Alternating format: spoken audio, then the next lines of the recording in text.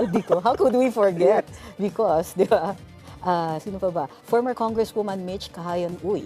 Siya yung kalaban ni Congressman Egay sa distrito niya. I see. I see. And Commissioner Mario Lipana of COA. Yes, COA. But for me, COA is the most, kumbaga outstanding because most of the time they get away with it. Bihira yung COA na na-charge. But it's so brazen, that what he did, went to the office and then asked for the list of flood control projects. Thinking that nothing's gonna happen to him. It was so brazen that talagang he went straight to the source of, just to make money. Maybe it's the signs of the times also. Maybe they're so... They're already brazen nga. Yeah. Walking around knowing that they can say things like that. You have witnesses. Dun ako na normally these crimes would be committed in secrecy. Diba? Yes, in darkness. Diba? Pero dito, nowadays, even the impression of the public of many of our lawmakers, it seems to them that it's already very brazen. Too much na. At some point, diba, you can't keep doing this. There was a... I don't know if this is urban legend, but I was told, because I remember during our time, the only time that you will hear the chopper in Batasan is when the president delivers the SONA. So that's the only one that you'll have the helicopter landing in Batasan. Ang balita ko raw, ang dami na raw chopper na naglaland sa... Walang parking. Walang parking, oo. So that I actually heard about that. There are more than 30 or plus congressmen with choppers. And the thing is, they don't have just one. Oh, multiple. Yes. So there's a time when there's about 2 or 3, and I think that would have been reasonable given their backgrounds, their businesses, and all that. But 30, then 30 plus. Remember, we were also talking about how hindi na representative ang House of Representatives. They can be too rich. You recall, I just also heard yesterday that the Ombudsman, Boying Remulla, told them that we're going to file cases on November 25. Parang he's so confident that there will be cases filed at the end of November, no? So parang everything has been planned, or I don't also like the idea na i-announce mo ahead kasi parang pinagpaplanuhan ng Manila. My first thought there was, you're so confident, so parang nakahandaan na yung mga, maybe because of the Senate Blue Ribbon hearings and also the investigation. Because the evidence was already there. Pero that's good naman kasi, di ba? At least may nangyayari rather than hearing walang nangyayari. What I like is itong ang ICI, umandal na kagad, already recommended the filing. And then early this month, tama ba yan? Early this month, the DPWH recommended yung already, nag-file na sila against the district engineers. This one, I remember, Duterte time, meron talaga siyang mga, he would point them out, he would shame them, he would name them, and fortunately, hindi ko yata nakita yung mga pangalan nila in this list. So there are always people who will trade places with this one. So it's systemic and endemic, and the sad part is that the public has learned to accept that this is something that is going on. So I like the shake-up. I like the idea. Pero this whole attitude of the public saying na, di ba, there's always they say pare-pareho lang naman yun, kurap lahat yan eh. But at least this has desensitized them a bit that hindi ito pwede, sobra na to. Well, I like that the public is showing anger. Kasi these things, the politicians will only be able to get away with it kung tatanggapin natin. You don't speak up. If you don't say anything, tahimik lang kayo. So I think I like the idea na may empowerment yung mga tao. So thank you also to social media. Right. But ako, excited ako dito. I hope that the cases are well filed. Yeah. Kumbaga, well, it hasn't been filed. It's the ombudsman pa lang because the ICA recommended charges to them. And so we'll see what the next step of the ombudsman will do. Yeah, but I hope it reaches the point na people want to see heads roll. But I like also the idea that because of the due process, people will be walked through the process. It's also a learning experience for our people. And the next feedback that we have is 3 air assets of Saldico were flown out of the Philippines. I think Malaysia yata, the one that Secretary Vince Dizon mentioned. No? So, 2 Augusta Westlake helicopters were found in Kota Kinabalu, Malaysia. So flown out of the country. August 20 and September 9/11 pa, imagine mo. Very memorable date yan. Gulfstream aircraft naman was in Singapore since August 16. Government froze the assets of Congressman Zaldico nga pala. No? So, ang people are asking...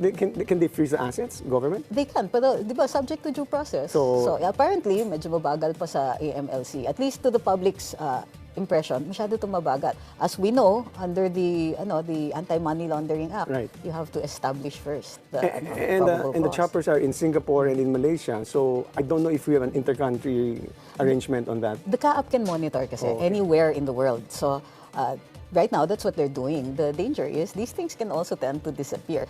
There was a plus, Yeah, movable property kasi diba? Plus, the KAAP had reported, and dito nila nahuli, is because the owners, of course, several companies of Congressman Zaldico applied for deregistration, which Oh, means, yes. That was what was mentioned by Secretary Vince Dizon. So that means that they're preparing to sell. Correct. So, fortunately, well, nahuli natin yan, but we don't know how long because although with the application for deregistration, they won't be able to sell it yet, but, things can disappear. They have a tendency to disappear. And so, the other thing that was a very pleasant news compared to the House of Congress, all 24 senators have now made their silence public yesterday. Thank you very Full much to transparency. the Senate of the Yes. Philippines. At least in the upper chamber, no? So that's a welcome and that's a very welcome Well, move. this means sensitive din sila sa mga tao. And we like this. We like this more sensitive to the public sentiment ang ating mga senators. So, we'll talk to Senator Rodante Marcoleta about this and other hot issues, including the so-called Tanim witness controversy involving Orly Gutesa. And that's coming up next when the spokes return after this short break.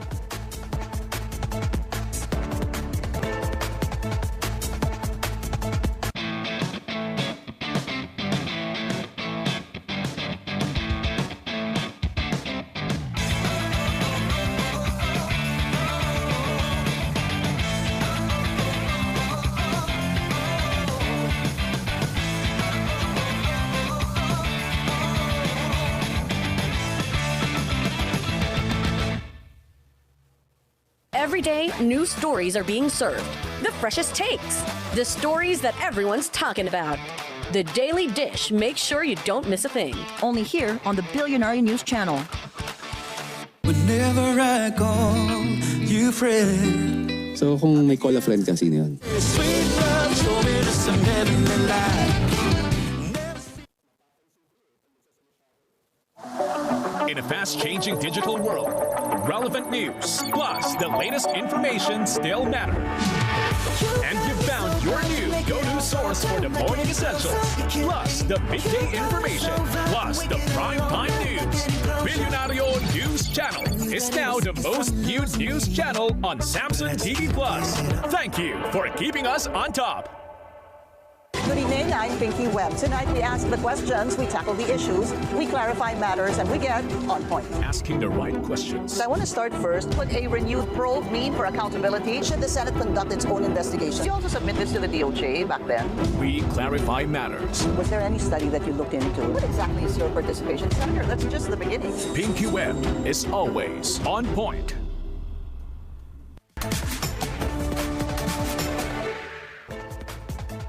And we are back. The Tanim witness issue emerged after a Manila executive judge found that the lawyer's signature on Orly Gutesa's notarized affidavit was fake. What does this revelation mean for the credibility of the so-called witness and Senator Marcoleta, who presented Gutesa to the Senate Blue Ribbon Committee hearing? Known for his straight talk and sharp insights on controversial issues, we are joined by Senator Rodante Marcoleta. Welcome to this, folks, and Good morning, Atty. Trixie. Minsan lang ho kayo lumalabas sa Atty. TV. Edwin. Malakas po si Trixie sa inyo. Maraming salamat ho at pinaunlakan niyo po ang It's my kami. honor. It's my honor. thank you for being here. So, kumusta naman, sir? Yung the RTC found that yung affidavit daw ay forged document. So, ngayon ang tinatanong is ano ang repercussions nito sa inyo daw dahil kayo yung nagpresenta? Repercussions on me. Meron siyang repercussions. May mga ganun. Hindi, tanong lang naman, syempre, umiikot. And I'm surprised this is happening. Are they trying to create a mountain out of a molehill? Di ba ho, and I agree with this, and other legal luminaries have also agreed that, notwithstanding the fact that the signature was of the lawyer, notary public, was allegedly forged, he already sworn in before the Senate, di ba? So, Yes, he did. Kaya, didn't that cure whatever defect there was in the preparation of the affidavit or the notarization of the affidavit? I think so, because the guy presented himself before the Senate Blue Ribbon Committee. Correct. He took his oath, and then he allowed himself to be interpellated by the entire committee. But But let's get back to the allegedly I wasn't What aware. is that? Repercussions. No, the notarized, the forged, whatever. Forged document. The signature of the notary public was allegedly forged. Yes. If we can at least waste our precious time discussing this, you will have to believe and assume that Gutesa has the power to go to one office, get the notarial stamp of whoever is notarizing there, secure the dry seal, and then look for the last entry of the book of the notarial register or the registry para makuha mo yung document number, the page number, and the book number, and then sasaynan ni Gutesa.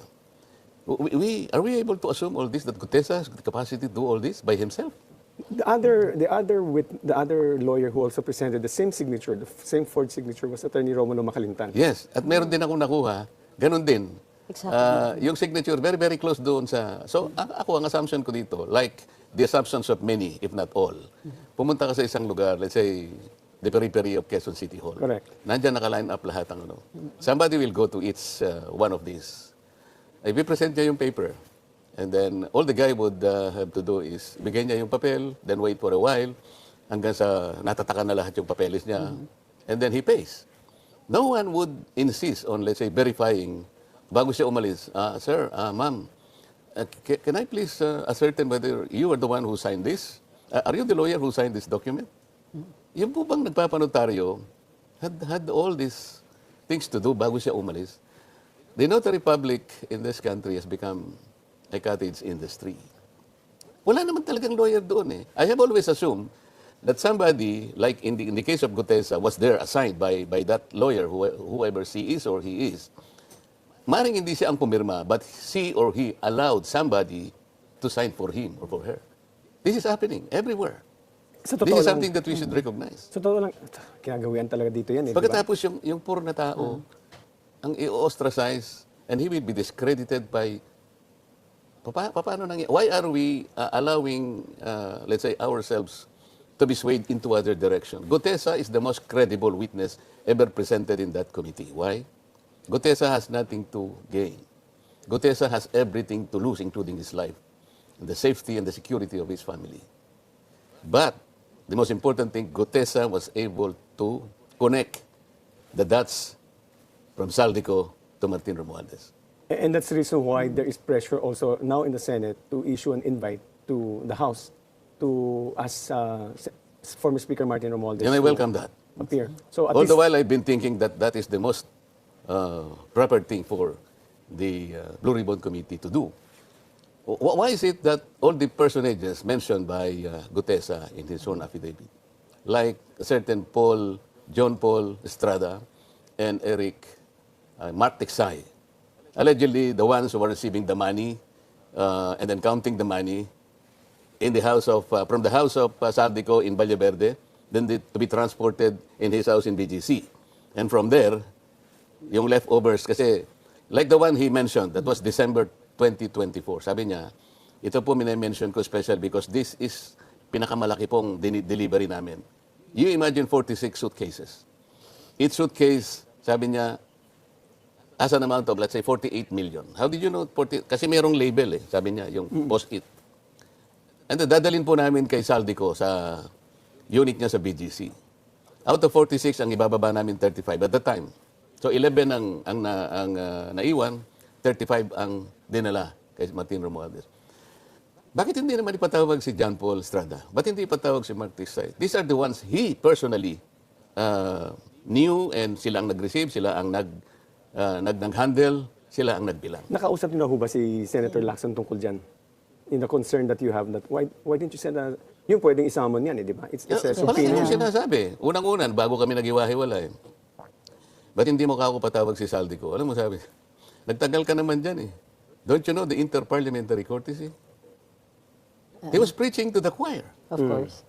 Sabi ko, are we violating interparliamentary courtesy if we simply invite him? No. I invited Toby Chanko and I was the chairman. And he appeared. He appeared, and twice he appeared.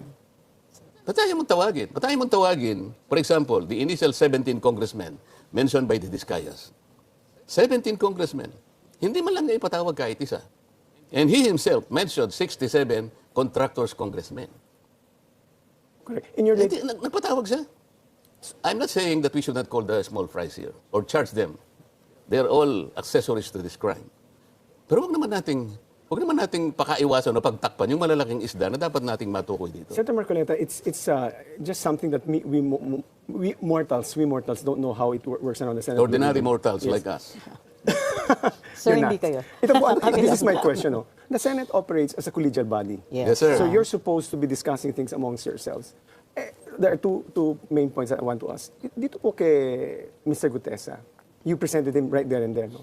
Was there a previous notice to the chair or to the others? Because you're working as a collegial body, did you inform them that I have a surprise witness? I remember that you mentioned it right there and there. Because my understanding of Senate rules, and because it's a collegial body, that you should provide notice to all the members so that they can aptly prepare for the closest case I recall was, if it's a very sensitive witness and you just brought him in, you will normally ask for a break, maybe 1 hour, and discuss this among the body, among the Senate Blue Ribbon, and then come back.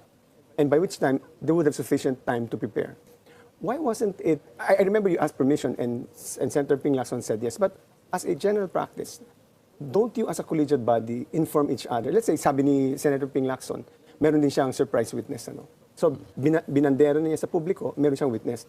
Hindi ko po alam kung sabay naka-adjourn kayo ngayon. Will you be meeting first to discuss sino ba itong surprise witness? I think, shouldn't he be obligated to inform the fellow committee members, Blue Ribbon? First, to the initial question you raised, Yeah. bakit hindi ako nagkaroon ng pagkakataon na i-discuss sa kanila? Correct. Kasi, nung na-meet ko si Gutesa through Mike Defensor, there was a little time. Hindi naman ako naniwala na may tao nga palang may gustong gumawa ng... Sabi ni Mike Defensor, i-meet po lang siya because for 2 months, hinahanap ka raw niya, nalaman ko through my emissaries here, ikaw ang hinahanap niya. Gusto lang niyang makausap ka because meron daw siyang sasabihin. Sabi ko, paano ito mag-aalas 2 na?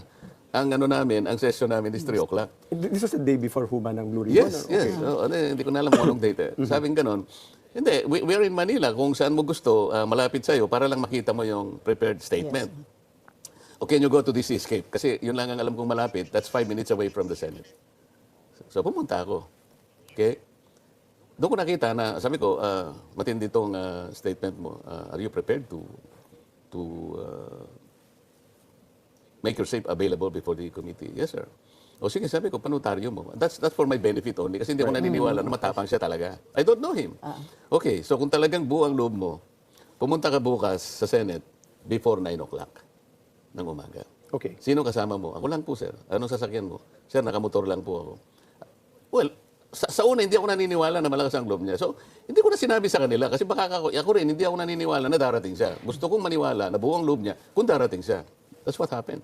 So, sir, napansin niyo ba that yung testimony ni Gutesa ay pareho din dun sa, lalo na dun sa luggage, ay pareho dun sa testimony nung sina Bryce Hernandez? Mabuti napansin mo. Henry Alcantara. Hindi lang si Gutesa. Alcantara, Bryce Hernandez talk about the Rimowa suitcases. Sinabi rin nila na dinadala sa bahay ni Saldico. Nag-connect lahat eh. This guy also mentioned, about, putting the money in this, ganito, dinadala sa ganito. Luggage, sa confirmed Bakit hindi yung nila luggage, ngayon yeah. maintindihan? Ba't hindi nila Same luggage po mapag-connect? yan? Same luggage ang Mga ginagawa? ganun ang type, binabanggit same nila eh. type Sabi ko lang. pa, how come? Sinong nagbibilang? Sila po, sabi niya, po plastic. Ang isa pang plastic is 1 million. So, iniitsa-itsa lang na ganun. So, sir, walk us through yung testimony ni he connected, kasi may kinikwento ko yung kanina, he connected the luggage issue. Sir, yung narrative niya, bakit importante yung narrative ni Gutesa? Napaka-importante ng narrative ni Gutesa because he was the only one who connected the dot from Saldico to Martin Romualdez. Nobody else. Nasaan na po siya ngayon? Do you still have contact with him? Wala akong contact sa kanya personally. Ang pagkakaalam ko, kinupkup siya ng kanyang tropa, yung mga Marines. Kasi ang balita ko, merong nagtatangka sa buhay niya. At I was also informed na nahuli nila yung gustong magtangka sa buhay niya. Okay. Sir, tanong lang, natanong niyo ba kay Mr. Gutesa kung kung nag-deliver siya sa Forbes kay Speaker Martin, allegedly, nag-deliver din siya sa Aguada? Tama Sinabi po ba? niya doon sa statement niya, hindi lamang sa Pero hindi dalawang niya lugar sa in-explain, merong Natanong niyo ho ba kung bakit dalawang delivery places? Forbes tapos Aguada pa. hindi na kasi nakita ko yung niya. Dahil nagmamadali kasi ako. Ngayon, ang nangyari pa, ang balita ko, kumuha ng CCTV si Senator Lacson para makita niya na kung sino yung sumundo kay Gutesa. Sa CCTV po ng Senate. Sabi ko, ako naman, anticipating that he might come. So sabi ko doon sa staff ko, pakitingnan mo itong taong ito, baka sakaling dumating kasi nangako siya na darating. But I'm not sure kung darating o hindi. So binigay ko yung pangalan. So na-establish sila sa CCTV. One of my staff fetched him from the guards area at pumunta sa Senate ito, di ba? Sa Senate. So, Ngayon, bali sa pintuan ng Senate. ano? Sa pintuan, kasi pagpasok, doon pa lang, sa kasi guard, maraming Pirmahan. pirmahan. You have to So, check in, eh. para lang makapasok siya ng mabilis, kasi sabi ko, before 9 o'clock, nandun ka na. Question is, bakit naman si Senator Lacson, kung totoo yun kung totoo na merong CCTV, ba't kinakailangan niyang kumuha ng CCTV and spy on us?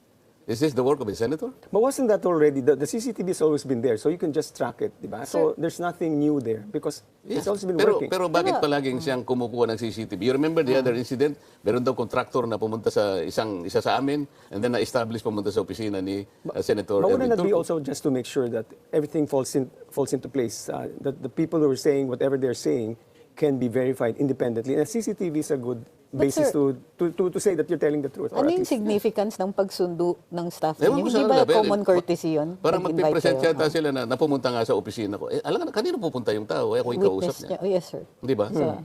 Pero so Senator Lacson is making a big deal out of this. Sabi ko nga siya sa'yo, na- somebody is creating a mountain out of a molehill. So, yung pagpunta ba ni Gutesa, kinakailangan kumuha ka pa ng CCTV para i-present mo. Why? Why are you doing it? I'm confused. But when you say, bakit pa kukunin, you mean to say, bakit pa tiningnan ni Senator Ping Lacson yung CCTV? Ganon yung gusto raw nilang gawin. Ewan ko kung gagawin nga nila yon. At somebody informed me also na may pumunta sa Seascape para makita nila na pumunta nga ako doon at siguro ilang oras. Siguro na-establish nila. Hindi ako talaga nagtagal because that was my promise to Pero, Mike Defensor. with due respect, Senator Marcoleta, I think that's also part of the investigative process, just to confirm the veracity of the statements of whoever, not just you. It's also his way of certifying or at least verifying that Senator Marcoleta indeed did what he said. Sana ganun lang ang gusto nilang mangyari. Correct. But I think it's going to be a mountain, creating a mountain out of a molehill kung hindi to, kung palalaking pa. But Yun nga yun eh. Aren't you supposed to go to the jugular? Sino ba yung gusto nating matukoy dito? Why are we fighting each other? There's only a common objective. Makuha natin. Sino ba yung pinakamalaking isda? Sino yung tao na nasa likod ng napakalaking pandarambong sa kaban ng bayan? Hindi ba iisa ang ating layunin? Bakit kinigisan ninyo si Orly Gutesa? Alam mo, ang simple analogy rito, alam ko maraming nakikinig sa inyo. Si Atty. Trixie, tinip sa'yo na mayroong magnanakaw ng kalabaw dyan sa neighborhood. Ang ginawa mo naman, Atty. Edwin, yung nagtip, yun ang ginisa mo. Yun ang dinidiscredit mo. Pero you did not even take any effort na i-verify mo na yung magnanakaw ng kalabaw nandun lang pala sa vicinity natin. Ganun na nangyari.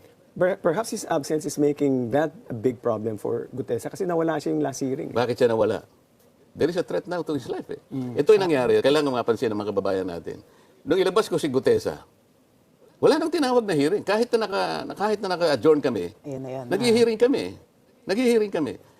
Merong mga briefing ngayon sa budget. Ako, maski nakabakasyon ako, I try my best to contribute and participate in most of the briefing ng budget. Bakit biglang inihinto yung Blue Ribbon? Napaka-importante nito. Nakasalalay dito ang buwis ng bayan na talagang dinispalko, talagang ninakaw lahat kung sino man ang mga Hindi ko malaman kung paano ko i-describe itong mga taong ito. Kung paano nila naisip systematically nakawin ang pera ng bayan. Pagkatapos, nag-aaway-aaway kami. Samantalang ako, the only direction I wanted to take from the beginning until today, hindi nagbabago yun, I want to hit the mastermind. Yun. So, more on this later when we come back from the break. Also, together with your comment on ICI filing of charges against 6 individuals. Mga botete. But before you answer this, Senator Marcoleta, let's suppose we'll return after this short break.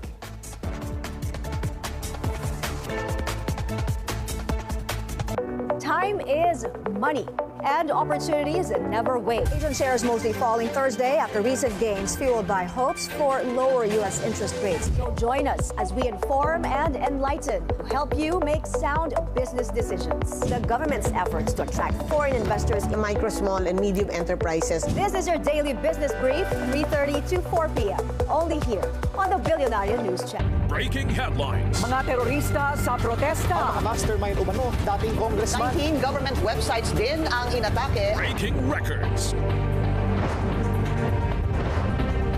setting the agenda through exclusive stories. And we are just getting started.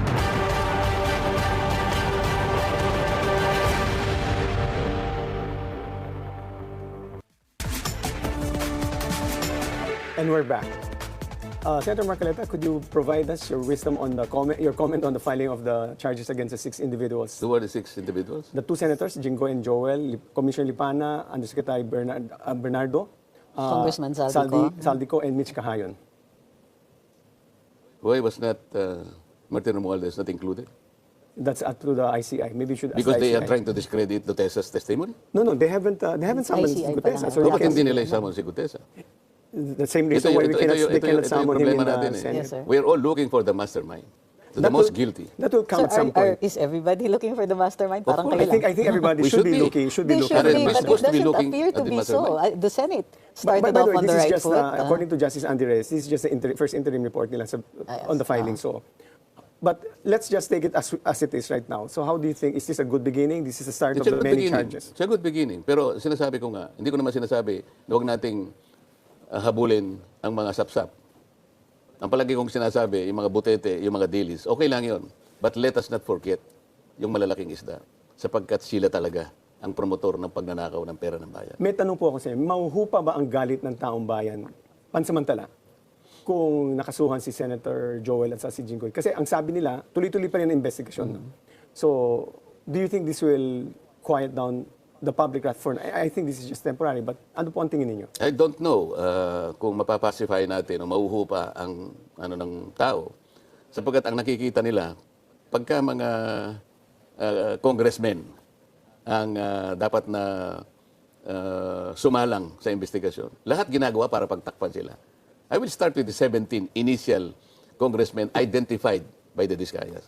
And then, let me go back to the 67 contractors, congressmen intimated by Senator Ping. Contractors, you mean? Sinabi niya, I have a list of 67 Wow, contractors. Ang dami. Hindi ba kayo nagtataka bakit isa man lang wala siyang tawagan? What about the 17? Kaya nga gusto kong malaman, kung tatawagin niya si Martin Romualdez, make him appear before the committee. Para makapagtanong naman kami. Sana hindi closed door na. Wala closed door yan. Lalo magagaling ang taong bayan kung Sa i-close ICI. door. Yung ICI, kaya siguro siya. hindi masyadong naniniwala ang tao dyan because hindi alam ng tao eh. Ang tao, interesado sila. Why? This is their money. Correct. Alam mo yun, sabi ko nga hanggang ngayon, naghahanap ako kung paano yung sasagot ko sa kanila eh. I hope I can bend the law. Why? Sabi nila, Senator, tulungan mo naman kami. Kami kahit na ganito kami kahirap, pinipilit namin magbayad ng buwis. Ganito pala nga niyan, kinapuntahan ng buwis namin. Pwede bang ilaban mo naman kami para wag naman kaming magbayad ng buwis kahit sa 2026 lang? Parang What am I supposed to tell them? Agreed, sir. But it's If I can bend the law, I will ask the BIR. Pero alam niyo, mukhang nangyayari na because I understand from the reports of the Finance Department, the collection has gone down because primarily the people are so Hindi frustrated. natin hindi natin madi-discount 'yan kasi Correct. galit ka yung tao eh. But if I want the people, I want to please them. Pwede ko bang i-bend man lang ang batas? Kahit konti lang para mapagbigyan ko ito. Kasi nga yung kanilang sentimiento, Attorney Edwin, Attorney Trixie, valid eh. Pera nila ito eh. Nagsikap sila, luha, dugo ang kanilang ginugol dito. Pagkatapos makikita nilang ganun lang palang kapupuntahan. Correct. Masama pa ekonomiya. Masakit yung pagbayad ng buwis This is a valid expression of anger because of what we've seen right now po eh. So talagang everybody is mad at that's why yung mantra, yung chant ngayon, ikulong na yan, mga kurakot eh. Tapos ang gagawin nila, para lang ma-sway sa ibang direksyon, si Gutesa ngayon papapanagutin. Anong malay niya, binigay lang niya yung papel doon sa window nung kung sino man yun. Akalain mo na, yung lugar na yun, pinakunan ko na litrato eh. Alam mo nakalagay na paskil doon, Attorney Edwin, Attorney Trixie? Notary Public, 24/7. Yung mga abogado doon, hindi na natutulog yun. Oo nga eh. Parang ano? Chances are, ginigising. that lawyer, kung sino man yun, hindi siya talaga pumipirma ron. But Yes. he assigned somebody na pipirma sa kanya. And that is the violation in the notarial Yes. law. Let's discuss sir. moving forward. In the same way that you had a surprise witness, like I said a while ago, Senator Lacson claims to have a surprise witness. Isn't it your duty as a collegial body and as a member? I remember that I was saying that in a committee, all our members and the chairman is not a master but a presiding officer. So what actions would you take to, at the very least, identify the surprise witness?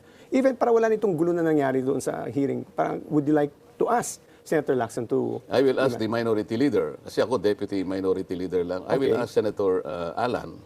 Siguro, total, para hindi na maging surprise, sabihin niya na kung sino. My understanding... May time naman siya na gawin yun. Hindi kagaya ko na talagang tinitingnan ko muna kung darating o hindi. Kaya ako nagkulang ng time. Pero may courtesy ako dahil sinabi ko naman sa kanya ang circumstances before I introduce the guy before the committee. My recollection of Senate rules is you can temporarily not disclose, but it cannot be... before, at least there should be reasonable notice to inform the collegial body na there's this witness. Para at least lahat kayo handa. Sana ganun ang gawin niya, di ba? Maganda ho kung ganun sana mangyayari moving forward. Kasi hindi lang siguro isang surprise ang witness ang lalapit sa inyo, lalapit sa ibang mga senador. Kaya mabuti siguro pag-usapan po And ninyo. better still sana, magtawag muna siya ng kuku sa limbawa kung ayaw niyang mag-meet yung buong Blue Ribbon. Para discuss natin. Sa akin, aside from that, kailangan merong ground rules dito eh. Alam mo kung bakit ko pinipilit ang ground rules? Hindi ko na maintindihan itong nangyari nung panahon niya eh. Nag-hearing kami, darating si Boying Remulla, the Department of Justice, kukunin niya yung isang resource person, dadalhin sa NBI, pagdating niya, merong supplemental affidavit. What is this? What is the arrangement between the Blue Ribbon Committee and the DOJ? And then silang dalawa ni Senate President Soto, pupunta sa ICI, makikipag-meeting doon, pagkatapos babalik sa... What is the arrangement between the Blue Ribbon Committee and the ICI vis-a-vis the DOJ? Wala pa lang naman. Naghalo na yung balat sa tinalupan eh. Pero that Sir, was- yung mga diskaya, sinabi na nila dun, speaking of ICI, sabi na nila dun sa ICI that they're not going to appear anymore or hindi na sila magko-cooperate sa ICI. Sa tingin nyo, mag-appear pa sila sa Senate Blue Ribbon? I don't know. But they have Hindi contempt kayo, powers kasi in the Senate. So, They should... papatawag pa rin kaya Kasi sila? siguro na, ito sa supposition ko lang naman, siguro nawalan sila ng interest dahil sa, sabi mo, they ask for protection under the Witness Protection Program. Ako naman, ang nalalaman ko, we can provide that because under the law, Section 4 of the WPP, they can be processed. Mag-apply sila. Were they provided... They were already provided protection, di ba? Hindi nga eh. Kasi nung ako ang Blue Ribbon Committee, doon sa kanilang sworn statement, humihingi sila ng witness protection. So I, as the chairman, sumulat ako sa Senate President. At that time, si Chis Escudero. Kaya lang hindi nagkaroon ng katuparan yon dahil habang ginagawa ko pala yon, nagkudita na kami. So ayaw ng pagbigyan ni the new Senate President, Tito Soto. Kasi kinukuha niya yung sinabi naman ng then Secretary of Justice that before they can be processed under the Witness Protection Program, they should do some restitution. Sabi ko, teka muna. That was re-echoed by the Senate President. Sabi ko, wala namang ganun sa rules eh. Bago yan. Bago naman ata yan eh. So sabi ni Boying, hanggang sa nagkaroon kami ng konting pagtatalo, why are you adding a requirement that exists in the law?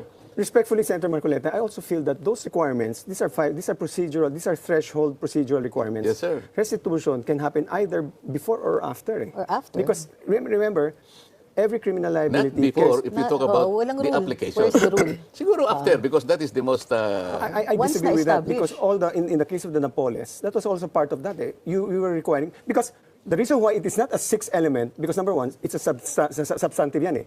Procedural yung sinasabi dun sa discharge of a state witness. And restitution is not present in the way that is fashioned when you're stealing money. Restitution always happens, but not in the way, like in the case of plunder. Not all cases are plunder, so that restitution will not be found in the general procedural rules. Kasi hindi lahat ng crime eh. But what standard? We understand pag after kasi fruits of the crime na siya or ano. But before, what will be the basis of your restitution? It's a discretion of the judge. No, but this one, nag-a-apply pa siya. Wala pa sa judge. Wala pa. Nag-a-apply siya kasi WPP pa lang. kailangan i-process mo siya under the law. WPP pa lang. Wait. Hindi Dalawa pa ho yan court. eh. There were two things, if I recall. One was protection, and one has to be discharged as state As witness, state which witness. is the most WPP importante na. sa kanila yun. Hindi, ganito yan kasi Section 3, di ba? Pag ginawa mo Section 3, ito hindi siya kasama sa crime. Pero nag-a-apply siya ng witness protection dahil medyo mabigat ang testimony. But in this case, we're applying under Section 10 kasi kasama sila dito sa problemang iniimbestigahan. So, restitution, wala siya sa batas eh. Can you imagine the title itself of the law? It's witness protection and benefit. So to burden the potential applicant of restitution, unang-una, ilan ba i-restitute? Who's going to compute? Baka they will be able to abuse their discretion. Baka magkaroon pa ng corruption dito sa restitution because it is not provided by law. So sabi natin, ang totoo niyan, kahit na state witness na sila, if they cannot comply with the requirements, pwede mo naman sa tanggalin na sa state witness. Eh. But restitution will always happen at the end. Well, we have different views po. But anyway. Hindi, kasi at WPP, we have not yet established the extent Yes. of the criminal activity. Hindi So, niya kailangan aaminin sa'yo tapusin na nila yan. hindi po kami You know, nakaw. but the fact that he's applying to be state witness, obviously. Probably an There's expression an- of willingness to restitute. Yun siguro yung pwedeng... But I'm just you have telling you, to, The hindi pwedeng objective of the law kasi, retroactive din kaya na- naman kailangan mo yon. Napakahirap naman na ipinpoint mo yung isda na malaki. Wala ka na makukuha ng ganun kadali. So, itong mga taong ito were encouraged to do that in order to help the state prosecute the bigger fish. Well, anyway. So Yun your, ang exchange niya. your vision really is to go after the mastermind and therefore the root of all of Yes, this. ma'am. That has I been think my that is position not the from the monopoly beginning. of Senator Marcoleta's vision. It's a vision of everyone here Of course, to go but after the we're talking mastermind. about how single-mindedly Yeah. this is how he crafted. In fact, the way you conducted the Senate Blue Ribbon when you were the chairman was in order to get at the big fish. I told that in my... May tanong po ako sa inyong final question. Medyo we're running after. Pasensya na po. Kung hindi mag-go all the way sa Malacanang, ano hong magiging... What do you mean all the way? Sabi, kung may posible bang mag-go all the way to Malacanang, sa tingin nyo ba, this problem will go all the way to Malacanang? Hindi naman ganun eh. Ako sa akin, hanggang sa naabot pa yung ebidensya, So, ang di ba? naabot lang kay Ang sinabi ni Romualdez. Gutesa, si Follow Romualdez the eh. evidence. That's the whole point. I cannot speculate kung saan pa beyond pupunta yun. that, Basta ako, kung ano yung sinabi ni Gutesa, I'm strictly following that. Okay. Thank you. So, thank you very much, sir. May naunlakan Ako niyo magpapasalamat po, sa inyo. At pinaunlakan niyo kami sa aming request. Malakas sa akin si... Oo nga, dinig ko nga eh. Dinig ko nga. So, ano po yung final statement ninyo on this? Yeah, sana ang taong bayan ay maging vigilant. Huwag po tayong maniniwala na dahil lamang sa sinabi ng abogado na hindi siya may pirma. Talagang maaaring hindi po siya may pirma. Sa kalakaran po kasi, hindi naman po ang abogado po may pirma sa dami po ng mga notaryo publiko ngayon. Pero wala pong kasalanan si Gutesa. Wala po siyang capacity na siya yung kumuha ng dry seal, siya mag-i-stamp po kung Manila, kung Quezon City, at lalong-lalong hindi po niya magagawang hanapin kung ano yung document number na ilalagay niya, the page number, and the book number. Imposible na po yun. Kami pong mga abogado, nakakaintindihan kami doon. Kaya pinapaliwanag po namin mabuti sa inyo. Huling na, sir. Tingin niyo matutuwa pa yung mga... anong reaction ng mga tao kung hindi naghihintay sila ng may Malacanang echo man lang tungkol dito sa sa corruption issue? Basta ako po kung hanggang saan po aabot ang ebidensya. Ang nakita ko po ay si Gutesa ay isang napakabuti at napakamalakas na ebidensya na nag-connect from Saldico to Martin Romualdez. Hanggang doon lang muna po tayo. Kung saan po aabot lahat noon, Diyos na po ang nakakaalam noon. Maraming salamat, Senator Marcoleta. So this wraps up today's episode. For now, don't settle for just one side of the story.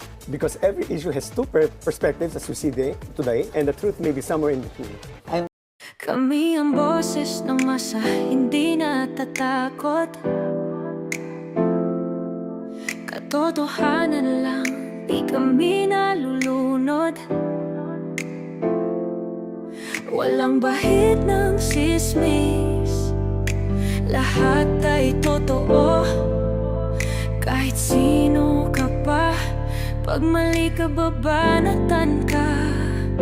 Walang pinipili kulay, wala kaming kinikilingan. Basta para sa bayan, kami lalaban.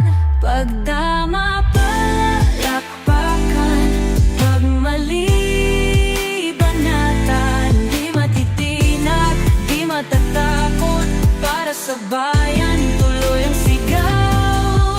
Sa harap ng kamera, walang halong takot. Mga baluktot, lahat kayo'y tutumba.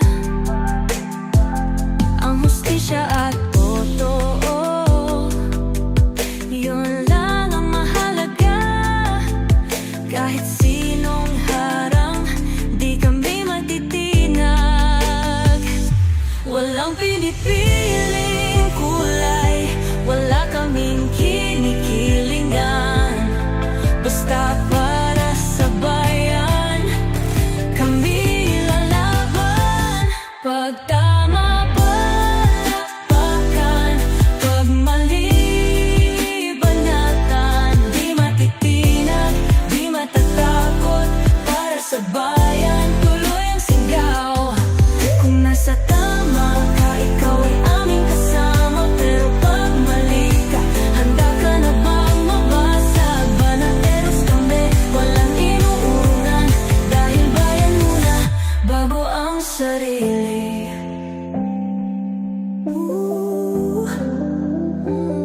Bago ang sarili.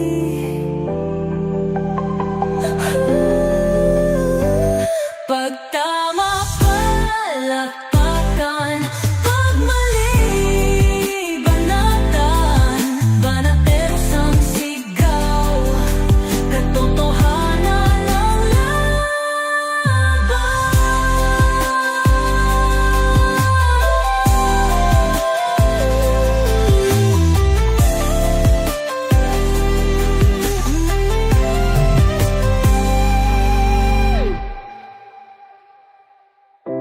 Sa harap